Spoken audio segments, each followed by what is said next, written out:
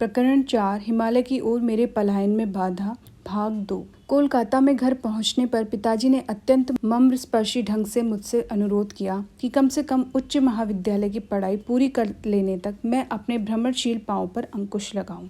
मेरी अनुपस्थिति में उन्होंने एक संतवत पंडित स्वामी केवलानंद जी के नियमित रूप से हमारे घर आने की व्यवस्था की एक प्रेम पूर्वक योजना बनाई थी। ये ऋषि तुल्य महात्मा तुम्हारे संस्कृत शिक्षक होंगे, पिताजी ने विश्वस्त ढंग से घोषणा की। पिताजी को आशा थी कि वे मेरी आध्यात्मिक पिपासा एक विद्वान दार्शनिक से शिक्षा दिलाकर शांत कर देंगे, परंतु परिणाम रहस्यपूर्ण ढंग से उल्टा हुआ। मेरे नवनियुक्त शिक्षक मुझे शुष्क बौद्धिक ज्ञान देने के बदले मेरी ईश्वर कांक्षा के अंगारों को हवा देने लगे। पिताजी को यह ज्ञात नहीं था कि स्वामी केवलानंद जी लाहिड़ी महाशय के एक उन्नत शिष्य थे। उस अद्वितीय गुरु के सहस्त्रों शिष्य थे जो उनकी अमोघ दैवी शक्ति के चुंबकीय प्रभाव से अपने आप उनकी ओर आकर्षित हो गए थे।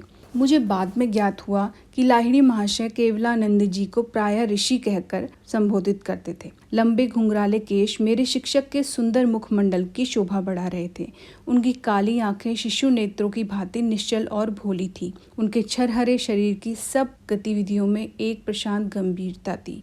सदैव शांत और स्नेहमय केवलानंद जी अनंत ब्रह्म के चैतन्य में दृढ़ता के साथ स्थिर हो गए थे। हम दोनों के सानिध्य के अनेक आनंदमय प्रहर गहरे क्रियायोग ध्यान में बीतते थे। केवलानंद जी प्राचीन शास्त्रों के सुप्रतिष्ठित पंडित थे। उनके इस अगाध ज्ञान के कारण ही उन्हें शास्त्री महाशय की उपाधि मिली थी, जिसके द्वारा वे प्रायः संबोधित किए जाते थे। परंतु संस्कृत पांडित्य में मेरी प्रगति अनुल्लेखनीय थी। मैं सदा इसी सुयोग की ताक में रहता था कि किस तरह नीरस व्याकरण से जान बचे और योग तथा लाहिड़ी महाशय की चर्चा शुरू हो। मेरे शिक्षक महोदय ने एक दिन लाहिड़ी महाशय के साथ बिताए गए अपने जीवन के बारे में कुछ बताने का अनुग्रह किया। मुझे 10 वर्ष तक लाहिड़ी महाशय के पास रहने का दुर्लभ सौभाग्य प्राप्त हुआ था। बनारस में उनका घर मेरा रात्रिकालीन इष्ट तीर्थ स्थान था। नीचे के तल्ले पर सामने वाले छोटी सी बैठक में वे सदा विराजमान रहते थे। लकड़ी की चौकी पर पद्मासन में बैठे हुए वे अपने शिष्यों से एक माला की भांति अर्धवृत्ताकार में घिरे रहते थे।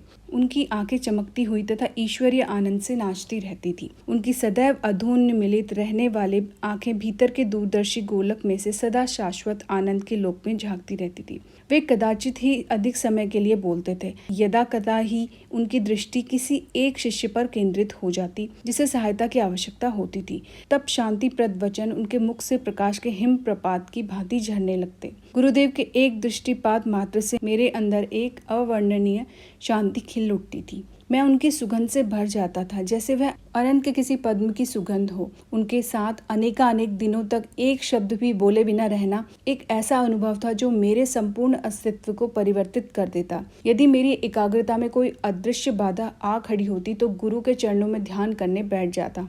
वहाँ सबसे सूक्ष्म अवस्थाओं का भी मुझे सहज बोध हो जाता। ऐसी अनुभूतियां मुझे निम्नतर कोटि के गुरुओं के सानिध्य में नहीं होती थी। गुरुदेव ईश्वर के सजीव मंदिर थे, जिनके गुप्त द्वार भक्ति के माध्यम से सभी शिष्यों के लिए खुले रहते थे। लाहिड़ी महाशय शास्त्रों के पुस्तकीय टीकाकार नहीं थे। वे सहज ही दैवी पुस्तकालय में डुबकी लगा लेते थे। शब्दों का फेन और विचारों की फुहारें उनकी सर्वज्ञता के फव्वारे से फूट पड़ते थे। वेदों में युगों पहले अस्तमान हुए गहन दर्शनों के विज्ञान के रहस्यों को खोलने का अद्भुत कौशल उन्हें प्राप्त था। प्राचीन शास्त्रों में उल्लिखित चेतना के विविध स्तरों को समझाने का अनुरोध करने पर वे मुस्कुराकर स्वीकार कर लेते थे। मैं अभी उन अवस्थाओं में प्रवेश करता हूँ और अपनी अनुभूतियां तुम्हें बताता हूँ। इस प्रकार वे उन गुरुओं से बिल्कुल विपरीत थे जो शास्त्रों को कंठस्थ कर बिना किसी वास्तविक अनुभूति के अपनी कल्पना से ही उनका अर्थ बताते हैं। श्लोकों का अर्थ तुम्हें जिस रूप में समझ आए उसी प्रकार उनकी व्याख्या करो।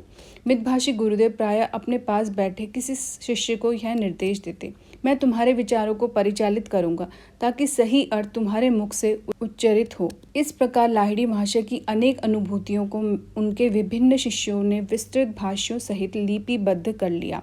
किसी बात पर आंख बंद कर विश्वास कर लेने की सलाह गुरुवर कभी नहीं देते थे। शब्द खोखले हैं, वे कहते थे। ईश्वर की उपस्थिति के दृढ़ विश्वास को ध्यान में अपने परमानंदमय संपर्क से प्राप्त करो। शिष्य की समस्या चाहे जो भी हो, उसके समाधान के लिए गुरुदेव क्रिया योग के अभ्यास का ही परामर्श देते थे। तुम्हारा मार्गदर्शन करने के लिए जब मैं इस शरीर में नहीं रहूंगा, तब भी इस यौगिक कुंजी का सामर्थ्य कम नहीं होगा। यह प्रविधि भव्य प्रेरणाओं की तरह जिल्द बांधकर अलमारी में रखकर भूल जाने की वस्तु नहीं है। क्रिया योग के माध्यम से अनवरत अपने मुक्ति पथ पर चलते जाओ, जिसकी शक्ति इसके अभ्यास में निहित है। मैं स्वयं क्रिया को मानव के अभी तक स्वतः प्रयास द्वारा अनंत ईश्वर की खोज के लिए विकसित साधनों में सबसे अधिक प्रभावशाली मानता हूँ।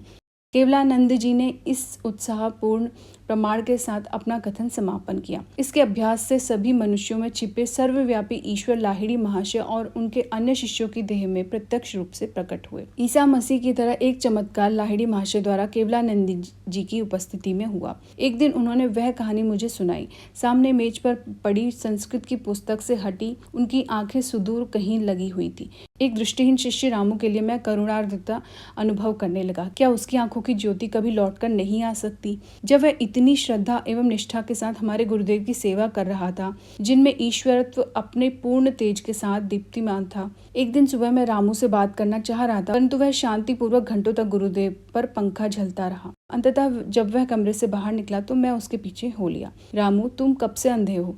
जन्म से ही महाशय। मेरी आंखों को कभी भी सूर्य दर्शन का सौभाग्य प्राप्त नहीं हुआ। हमारे सर्वशक्तिमान गुरु तुम्हारी सहायता कर सकते हैं, एक बार उनसे प्रार्थना तो करो। अगले दिन रामू कुछ संकोच पूर्वक लाहिड़ी महाशय की सेवा में उपस्थित हुआ, किंतु अपने अतुल आध्यात्मिक ऐश्वर्य में शारीरिक संपदा को जोड़ने का अनुरोध करना उसे लगभग लज्जापद लग रहा। गुरुदेव, ब्रह्मांड को प्रकाश देने वाले ईश्वर आप में विद्यमान है। मैं आपसे प्रार्थना करता हूँ कि उसकी ज्योति मेरी आंखों को भी प्रदान करे, ताकि मैं सूर्य के गौड़ तेज को देख सकूं। रामू, किसी ने मुझे कठिन परिस्थिति में डालने की योजना बनाई है। मेरे पास किसी को स्वस्थ करने की कोई शक्ति नहीं है। गुरुदेव, आप में विराजमान अनंत ईश्वर निश्चय ही मुझे स्वस्थ कर सकते हैं। यह तो सचमुच अलग बात है। रामू, ईश्वर की कोई सीमा नहीं है। वह जो तारों को चमक देता है और शरीर कोशिकाओं में रहस्यमय प्राण शक्ति संचारित करता है, निश्चय ही वह तुम्हारे नेत्रों को भी ज्योति प्रदान कर सकता है। तत्पश्चात गुरुदेव ने रामू के माथे पर दोनों बाहों के बीच स्पर्श किया। अपने मन को यहाँ केंद्रित रखो और 7 दिनों तक बारंबार राम नाम का जप करो।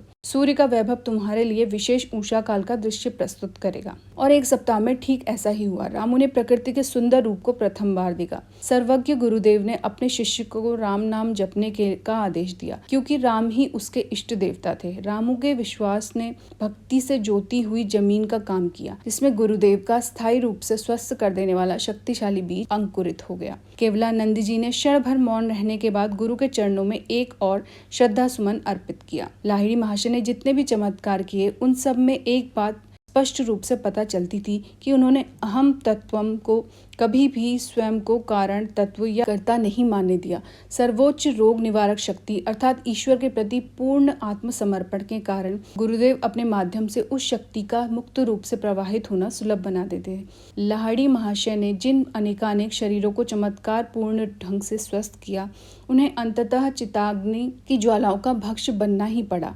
परंतु उन्होंने लोगों के अंतर में जो आध्यात्मिक जागृति उत्पन्न की, जो ईसा समान शिष्य तैयार किए, वही उनके अजरामर चमत्कार हैं। मैं संस्कृत का विद्वान तो कभी नहीं बन सका। केवलानंद जी ने मुझे उससे भी भव्य दिव्य भाषा पढ़ा दी। प्रकरण 4 भाग 2 संपूर्ण।